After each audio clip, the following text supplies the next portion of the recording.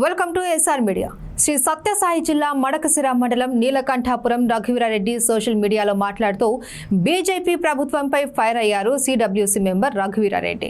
గత కొన్ని సంవత్సరాలుగా రాహుల్ గాంధీ మీద కక్షపూరితమైన ధోరణిలో బీజేపీ మోడీ ప్రభుత్వం వ్యవహరిస్తోంది అని ఎక్స్ వేదికగా పోస్ట్ చేశారు. గతంలో రాహుల్ గాంధీ లాంటి నిప్పును బీజేపీ ప్రభుత్వం తాకి ఒళ్ళు హూనం చేసుకున్నారు అన్నారు ఆయన. నిన్నటి రోజు పార్లమెంట్లో రాహుల్ గాంధీ మాట్లాడుతూ ఉంటే పద్మవ్యూహంలాగా బీజేపీ మిడతం చేసి ప్రజలను వంచిస్తుంది అన్నారు. రాహుల్ గాంధీ నిన్న 140 కోట్ల ప్రజల గురించి పార్లమెంట్లో మాట్లాడితే దాన్ని బీజేపీ ప్రభుత్వం పాజిటివ్గా తీసుకోకుండా పర్సనల్గా తీసుకొని ఈడీ కేసులతో దాడి చేపిస్తాము అని సంకేతాలు పంపించింది అన్నారు ఆయన. దీనిపై రాహుల్ గాంధీ ట్వీట్ కూడా చేశారు. రాహుల్ గాంధీ నిప్పు కాదు, ఒక అగ్ని జ్వాల, మీరు మసైపోతారు అని ఆయన ఆగ్రహం వ్యక్తం చేశారు. మరోసారి బీజేపీ ప్రభుత్వం రాహుల్ గాంధీని తాకే ప్రయత్నం చేస్తే ప్రజలు క్షమించరు అన్నారు. దీనిపై బీజేపీ ప్రభుత్వం చాలా తీవ్రమైన పరిణామాలు ఎదుర్కోవాల్సి వస్తుంది, జాగ్రత్త అంటూ హెచ్చరించారు. రాహుల్ గాంధీ దేశంలో ప్రజలు ఇబ్బందులు ఎదుర్కొంటున్న మణిపూర్, వాయనాడ్ ప్రదేశాలకు వెళ్లి వాళ్లతో మమేకమై వాళ్లకు ధైర్యాన్ని ఇచ్చారు అన్నారు ఆయన. బీజేపీకి కళ్ళు తెరిపించారు అన్నారు.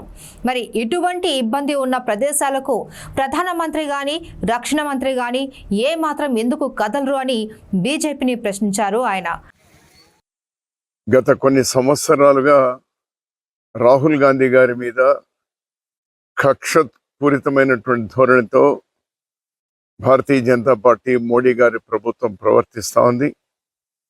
ఇంతకుముందు రాహుల్ గాంధీ అనేటువంటి నిప్పును తాకి ఒళ్ళంతా ఊనమైంది. మీకు మొన్న ఎన్నికల్లో మీరు చవి చూసినారు. అతని మీద శిక్ష పడేటువంటి విధంగా ప్రేరేపించడము, పార్లమెంట్ సభ్యత్వాన్ని రద్దు చేయించడము, ఇంటిని ఖాళీ చేయించడము, ఇవన్నీ జరిగిన తర్వాత ప్రజల తీర్పు ఏ విధంగా ఉంటుందో రుచి చూయించినారు మీకు.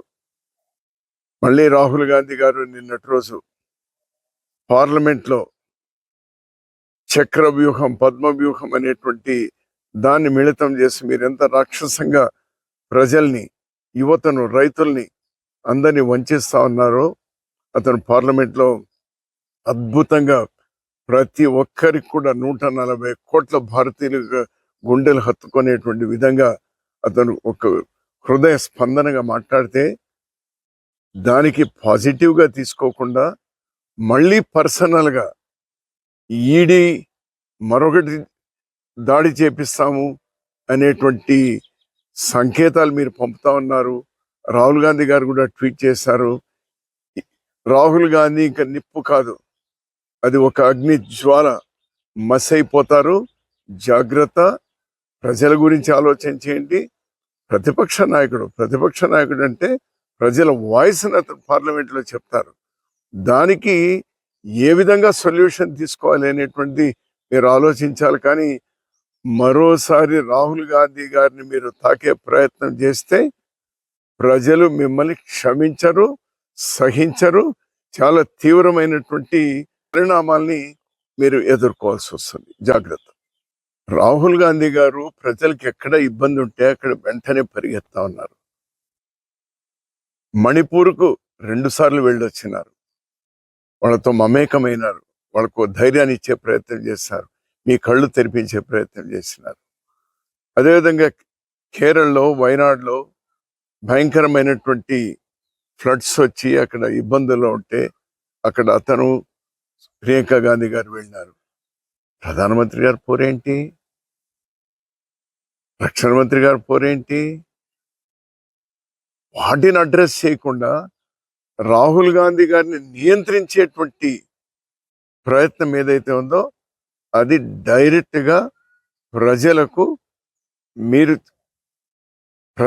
వేస్తున్నటువంటి శిక్షగా ప్రజలు భావిస్తారు. ఇది కేవలం ఒక రాహుల్ గాంధీ గారికి కాదు, మొత్తం ప్రజలందరూ కూడా చూస్తా ఉన్నారు. మీ వాళ్ళకాన్ని చూస్తా ఉన్నారు. జాగ్రత్త.